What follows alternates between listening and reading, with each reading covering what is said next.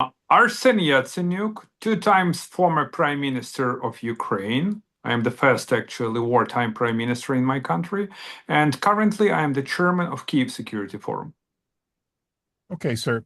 You led Ukraine through one of the most turbulent moments of the 2014 revolution there. And when you look at this current conflict that's going on right now, what do you believe is Ukraine's single greatest, strategic advantage right now? And what might be their single biggest concern or issue at this point? First, thanks for having me. It's my privilege to talk to you. What is the biggest advantage?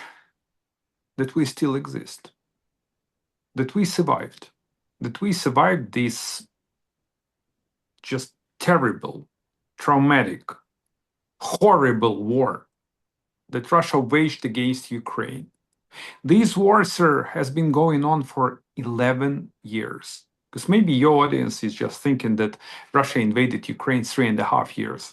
It's true, it's so-called large-scale invasion. But initially, Russia occupied Crimea and illegally annexed Crimea in 2014. And then designated war criminal Putin sent its troops to the eastern part of Ukraine.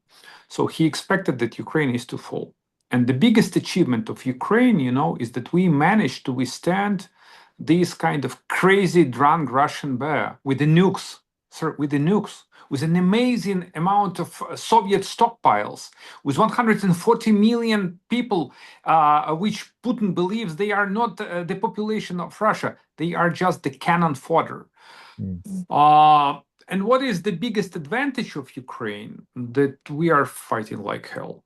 And look, nobody expected that Ukraine is to survive. Nobody expected that Ukraine can fend off Russians. And even the US intelligence strongly considered an option that Putin is to take over Ukraine in just a few weeks. But look, we did it. We did it. The thing is that now, sir, we have to win this war. And we are far from that. And that is my next question. You've been one of the strongest voices since this whole thing started. And yes, I've been following it since back in 2013 or 14. You've been one of the strongest voices advocating for stronger Western support for Ukraine. So how does that stand right now? Does that meet what you expected or what you thought could be done or think can be done still? Let me put it this way. We are very, very grateful to the American people for the support they provided to Ukraine. If not the Ukrainian army and the US support and the support of the European Union, God knows what could happen.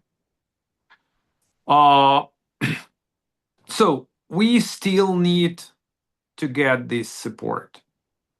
The key precondition for Ukraine to win this war is to have a very high capacity to withstand Russian aggression. So it means that we need to get an additional security supplemental. We kindly request to get an additional ammo and financial support, and the secondary sanctions are needed.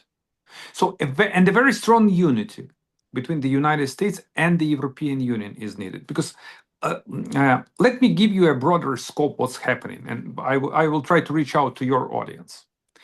This war is more rather than just the war of Russia against Ukraine.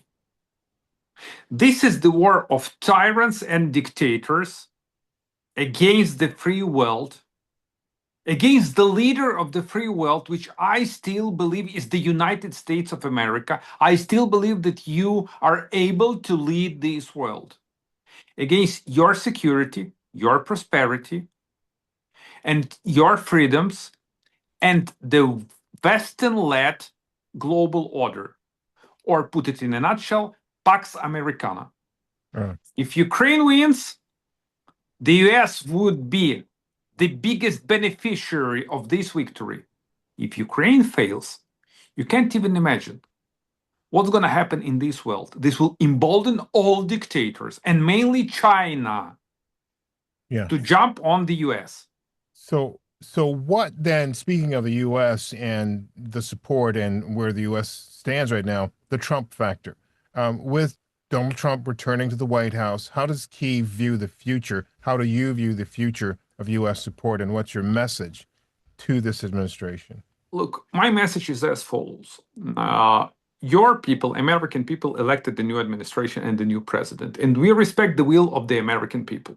Your president, it seems to me that he acted really in a good faith, thinking that he could get some kind of concessions out of the war criminal Putin, and that's the only reason why President Trump had this Anchorage meeting in Alaska.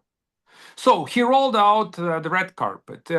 He did a limo sharing, reasonably expecting to get some kind of concessions out of Putin. But what happened in the end? Putin just overreached. Putin decided to play President Trump. He wants actually to humiliate President Trump. And I strongly believe that the President of the United States will never, never allow this to happen.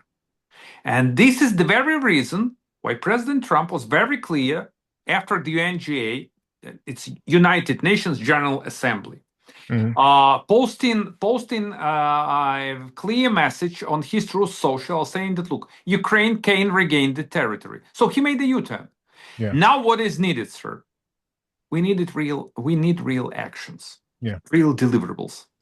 yeah. So we have a short amount of time. I've got a couple of more questions to ask you, but the key one here is NATO and EU, the path.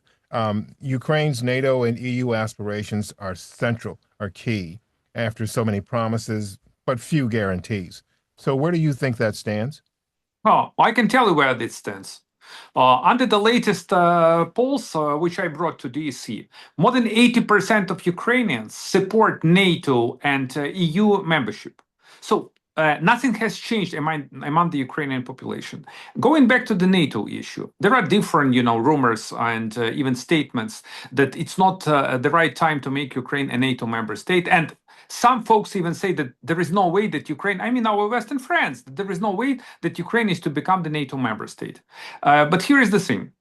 In 2008, there was a legally binding decision in Bucharest to make Ukraine a full-fledged NATO member state. And no one, just Mhm. no one, has canceled this decision. So the time will come when Ukraine will be both NATO and the European member states. But here is the thing, what is needed? We need to win this war. Okay. And So, have you seen the latest polls of Harris and Harvard uh, University? Have, no. have you seen them? Oh gosh, I'm gonna share with you the numbers. Could you Okay. imagine that 72% of Democrats and 73% of Republicans of GOP support Ukraine and support an idea to deliver ammo to Ukraine? It is a huge change. It is a Yeah, huge certainly. change. Certainly considering the other problems, political problems that the Democrats and the Republicans have right now, that is remarkable. Thank you. One other thing I would like to ask you, the long game, Russia, Vladimir Putin, survival. Can he do that? Can Russia continue? I mean, how does Russia get out of this? Because my sources have been telling me Russia can't win this war. What they've been trying to do is to find a way out. So what do you think is the exit route, or is there one? Putin, he is obsessed with Ukraine. It's his personal trauma. He has lost Ukraine a number of times. In 2004, during the Orange Revolution, in 2014, after the Revolution of Dignity, and in 2022, when he expected to have this kind of blitzkrieg. So whether Putin is still able to prosecute the war, yes, he is. And I want to be very clear. We are not allowed to be in any kind of complacency mode. He still has 140 million of population. He has nukes. He has an enormous resources, and he gains around 130 billion dollars from his hydrocarbons into his budget. And he has the closest ally, which is China, that is providing a lifeline to Russia, and which is an accomplice to this war. So he can prosecute the war, but we can stop him, because compare the strength and the might of the free world and Russia. Oh, Give me a break. Russia's economy is less than Texas, an entire Russia. Could you imagine that? So Yeah. the only thing which is needed, sir, it's our strong and bold actions, decisive actions, Mm-hmm. and guts. Mm-hmm. Is there anything you want to add before we go? We will win. We will win this war. We will restore the global order. And it's in the very national security interest, in the vital national security interests of the United States to make Ukraine to win this war. You guys going to be stronger after our victory.